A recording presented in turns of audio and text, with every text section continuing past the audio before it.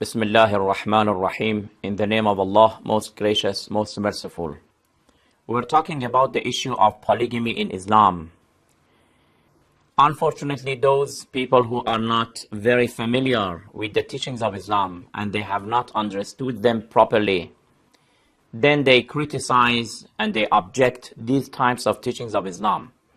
But if they come and study and ask those who know and study the very authentic references of the teachings of Islam, and also if they are fair,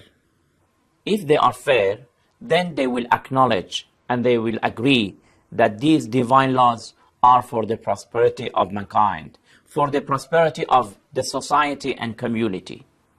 The issue of polygamy is in fact to prevent the distribution of prostitution, to a spreading of prostitution. Islam does not want women to be prostitutes. A woman who does not have a husband and she has of course sexual desires and she has to satisfy it. Islam says that she must satisfy it in a very chaste way, lawful way, and that is the issue of marriage. If there are not enough men, for example, in a community for any single woman, a single man, then here Islam says that some very qualified men are allowed to remarry and to have more than one wife. If you want the reference of this, the issue of polygamy, it is in chapter 4, verse 3 of the Holy Quran. It says, وَإِنْ خِفْتُمْ أَلَّا تُقْسِطُوا فِي الْيَتَامَى فَانْكِحُوا مَا طَابَ لَكُم مِّنَ النِّسَاءِ مَثْنَى وَثُلَاثَ وَرُبَاعَ فَإِنْ خِفْتُمْ أَلَّا تَعْدِلُوا فَوَاحِدَةً. And if as a guardian you fear that you may not be able to deal with the orphans justly, then marry other women of your choice, 2 or 3 or 4. But if you fear that you may not be able to deal justly, this is very important, this phrase of the verse. If you fear that you may not be able to deal justly with them, then only marry one free woman. The verse is is emphasizing that you are allowed, but you should be just. Justice means that if you have 2 wives, for example, you are preparing for them shelter, a house. Whatever you are doing for the first wife, you must do it for the second wife.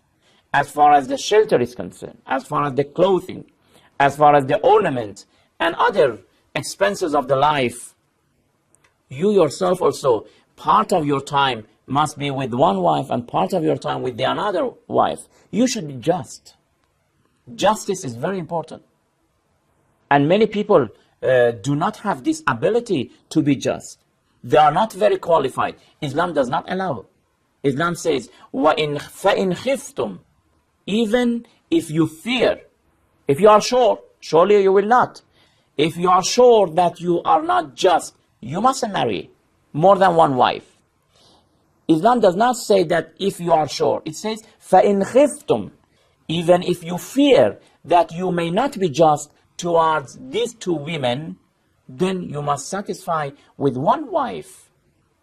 So you see that Islam says that these extra women in the community, that because of any reason who have lost their husbands, instead of going to the streets to be prostitute and to spread corruption among the community and to loosen the foundation of families and to spread a virus among the people and a lot of diseases like HIV and other diseases, Islam says that let's allow a man who is capable, who is just, to remarry and to take care of the second wife. And when he marries the second wife must be treated like the first wife. Whatever you are doing for the first, you must do it for the second. This is a very, I can say that, very interesting and exciting laws of Islam, that if we understand it properly, then we will admire Islam, not to criticize it. Here, the issue of justice, some of the people refer to another verse of the very chapter, chapter 4, verse 129, because in that verse it says, وَلَن تَسْتَطِيعُوا أَن تَعْدِلُوا بَيْنَ النِّسَاءِ وَلَوْ حَرَصْتُمْ. You will never be able to regard perfect justice. Perfect justice. You will not be able to do it. Then they have concluded that, okay, since justice is not possible according to the verse, it means that only one wife. No, this justice in verse 129 means that if you, it's the matter of heart. It's the matter of love.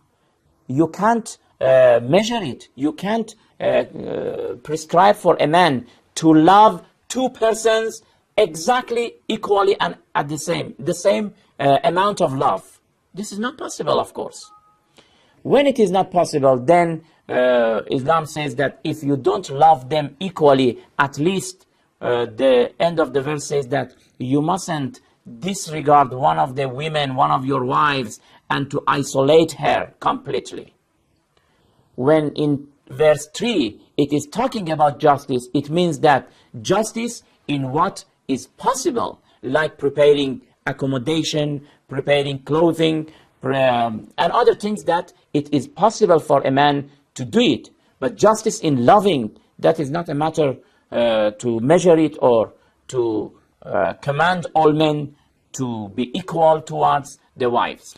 Anyway, what we are trying to say at the end of this topic is that the issue of polygamy in Islam, if it is grasped and understood properly, then even the thinkers and the scholars of Western countries who are not Muslim, they will agree and acknowledge that this is a good solution of Islam.